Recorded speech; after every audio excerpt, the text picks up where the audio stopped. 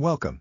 There are some people who are simply against any kind of merger. They do not like the idea of big organizations combining to perceivably become even bigger companies. Understandably, this could create competition issues and harm consumers.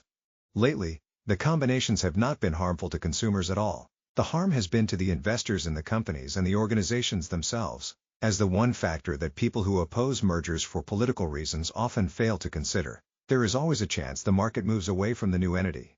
And we have seen that lately with many mergers that were viewed as game-changing at the time, turned out to not be impactful at all, and the benefactors were more nimble competitors or producers of new products that created pressure on existing business lines. For instance, consider the market change that led Kraft Heinz to decide to unwind their merger.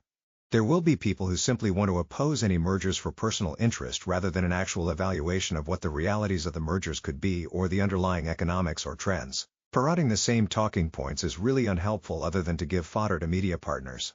There are some combinations that can be helpful and beneficial to society. Some industries have too much saturation, and a bit of concentration can be beneficial to the consumer in terms of quality and the ability to identify that quality. That is why markets tend to concentrate as they mature.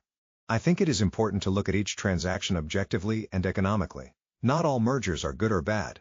Depends on the underlying economics, and can be greatly impacted by unexpected market responses by either competitors changing the product or delivery offerings or simply customers shifting their preferences. So I think it is important to give the proposed Netflix acquisition of Warner Bros. Studios and the streaming service HBO Max a fair review and also afford them the ability to present their case, in spite of the initial emotional reaction from across both sides of the political spectrum. The irony of this is the fact that this moment has come out of two acquisitions that did not achieve the objectives of the combination. Remember when AT&T acquired Time Warner? A mega merger that was before its time when you think about it. Imagine a major media company like Warner Bros. And a leading mobile phone carrier partnering in the current environment, where mobile devices are a leading source of entertainment, but when it actually happened it was a money drain. People were starting to watch content on their mobile devices, but mostly social media style content. Not full episodes of shows, movies, or entire broadcasts of sporting events. The combination of a media company and a wireless carrier created cost but not the expected benefit, leading to an unwinding. That failed merger was followed by a more traditional acquisition by a company that operated similarly to Time Warner, but with a strong financial position. Discovery had a popular line of channels and produced shows with strong followings. So it made sense that a company with a strong brand like HBO might fit nicely. At the time of this combination, it was clear that legacy or traditional media may be shifting away, and the obvious approach would be to combine similar assets and hope to benefit from synergies of having a broad brand portfolio to offer potential viewers. The dramatic shift away from high-priced cable plans to what now is a pretty pricey collection of high-priced subscription fees for streaming services has created a challenging pivotal moment from distributors of content. They have an established infrastructure that the market is moving away from and investing in a new sector that is the future, but has proved a bit challenging to make financially viable for a lot trying to make the transition. I am sure that Discovery Communications thought they had the right opportunity until they did not and had to resort to cost-cutting, losing popular brands like MotorTrend. We see Disney struggle with balancing its legacy business with investing in their streaming businesses that will replace them eventually. Consumers initiated the change, but the additional impact is also coming from advertisers who are shifting their spending as well, understanding that eyes for their products and services are no longer on broadcast television. When was the last time you really saw a commercial on broadcast television that was not a health-related ad? Many advertisers are moving towards social media promotions or ads on streaming. Yes, the same streaming that used to have the advantage of being commercial-free. This year alone we have seen the aforementioned Disney launch another attempt with its sports streaming with a new approach to ESPN+. Fox is doing the same after the failed attempt for a combined launch of Venue Sports, blocked by lawsuits. Fox One is now out in the market as well. For Warner Bros. Discovery, I am a bit surprised it would hold on to the networks and sell the production studio and the streaming services. Selling the production studios might make sense as it requires big investments in films that are no longer a guarantee to be profitable when they hit theaters. But selling the streaming services while keeping the networks seems to be an interesting approach that may not be that viable going forward. The television assets, like TNT, became less valuable with the NBA moving away from them. Reportedly, Discovery Global will retain Discovery Plus, so I assume they will build streaming around that. Let us get into the response. As expected, it is drawing rebuke from both sides of the political aisle. and there are obvious concerns to be addressed with the proposed merger. First, Netflix is the leading streaming service and HBO Max is a market leader as well. Combining 2 out of the 3 most popular services is not ideal on face value. It will give Netflix a dominant position in the streaming market. The combined entity will potentially have double its nearest competitor in Amazon Prime, not something regulators want to see. The worry is that Netflix would then have the ability to shift market pricing and potentially raise the cost to subscribers. A valid concern, but having access to the combined portfolios at the single cost could actually be a major savings for the near term. Subscribers currently paying for both may be paying over $60 a month, if they have a premium plan for both. So, losing one payment with the same access is a legitimate savings argument Netflix could make. Even if prices were raised, consumers would still potentially save nearly $200 to $240 a year. The combination could change how movies are potentially distributed, as Netflix would now be in the business of distributing films made by Warner Studios to AMC, Regal, and Cinemark. Movies from popular series like DC Comics and others that are best experienced on the big screen. There is a major difference in experiencing certain types of movies in a theater environment versus from a streaming service, regardless of the quality of home theater equipment. Some films are just simply better to experience on the big screen. Is the next goal for Netflix to try to acquire a theater company or simply keep the content for their own platform? On face value, this does not feel right and probably should not be permitted, but I do think that Netflix has the right to make its case to the federal government and receive a fair and objective review. There will be special interests on both sides, but let us actually see what the plan is and what the analysis shows. What are the alternatives for Discovery if this deal is blocked? Does Discovery Global keep it under the umbrella as a separate business unit, sell parts of the whole, or find a new trading partner? Is Paramount a better fit? There is probably less concern on the streaming side, but still troublesome as well. Paramount, following their own recent merger, wanted to acquire the whole company, not just the streaming and production assets. Combining 2 production companies, networks, and streaming services would impact multiple markets as well, could create some of the same concerns. There would still be the issues with potential loss of employment, as redundant staff would be eliminated and natural cost-cutting would take place. But there may also be less direct upside, as the consumer would not have any direct tangible benefit, other than potentially having a bigger competitor to Netflix, Amazon Prime, and Disney. I believe it is important to look at these transactions from an economic perspective, not just a political bias. What is good for the consumer and the viability of the entity? Keeping the business separate is not good if it is not viable as a standalone company. In this case, there are direct benefits to the consumer, but challenges in regards to market competition and other potential negatives to other markets. It is clear that Netflix is positioned to be the market leader and will continue down this path regardless of this transaction, as it continues to grow its content platform. Live sports and events, for instance. The future is streaming and the data seems to be clear. People are moving away from legacy media. The movie theater experience is shifting, as well as I have discussed the switch to the subscription model for AMC, Regal. The landscape is changing.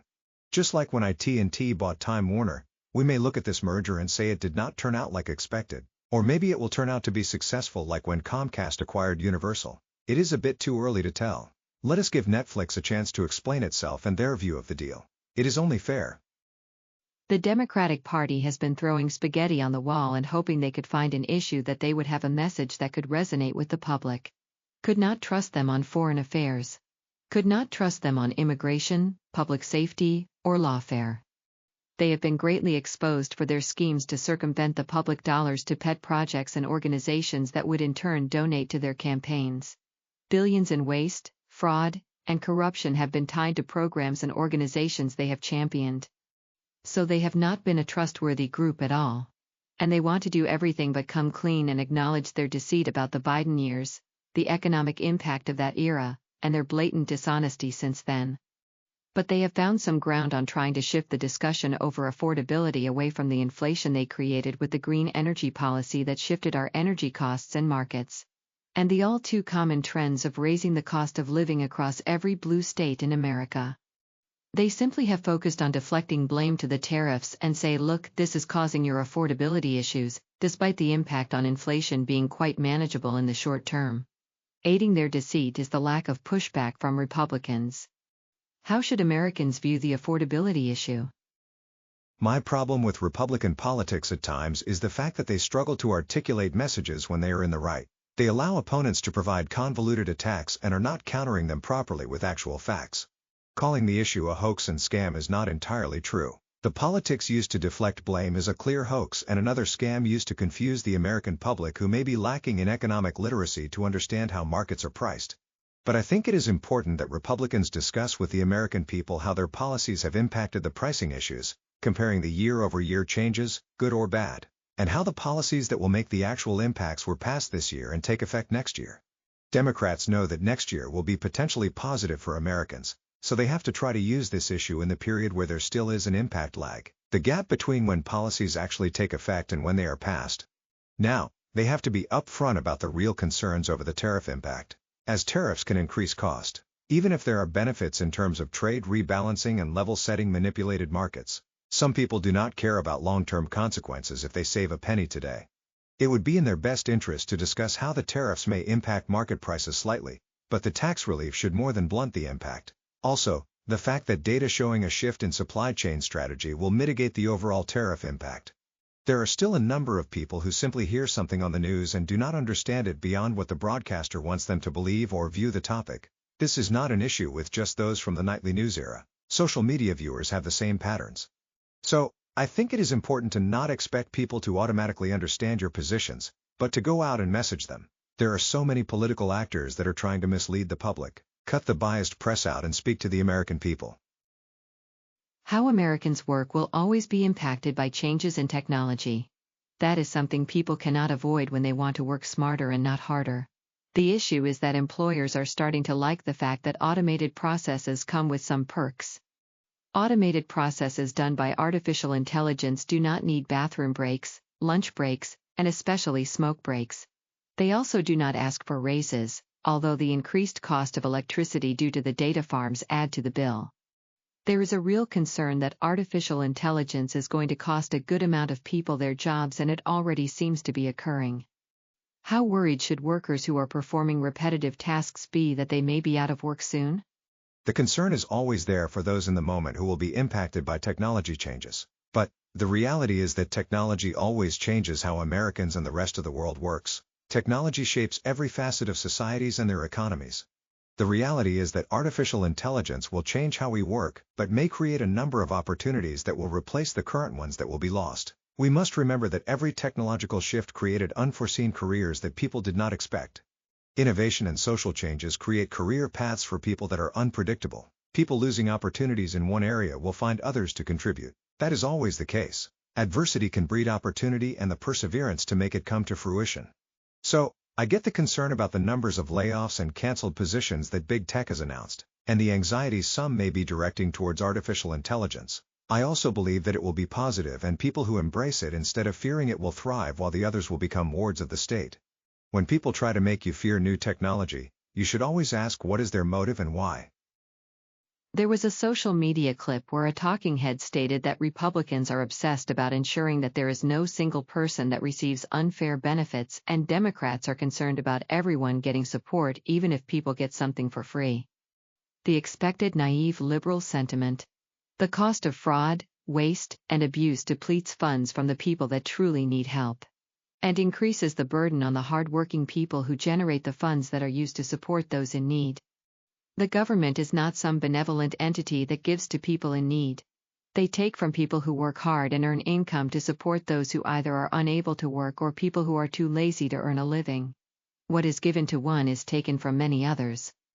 The general public should be outraged when they see fraud in our public welfare programs, foreign aid, and any taxpayer-funded endeavor, because that is money wasted that the government will eventually take on top of what was already siphoned. So the closing of these loopholes or ridding the nation of grifters is important.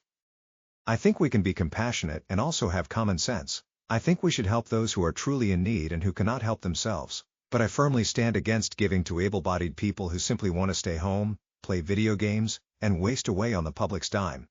The vast majority of people are not endless victims of circumstance or chance. The able-bodied people on the public dime are the result of bad choices, poor work ethics, and the rewarding of people with low standards. And I am not really surprised when you start finding out that many public programs are experiencing funds being diverted to pet political projects, voter groups that do not pay into the system, and the aiding and abetting of illegal immigration.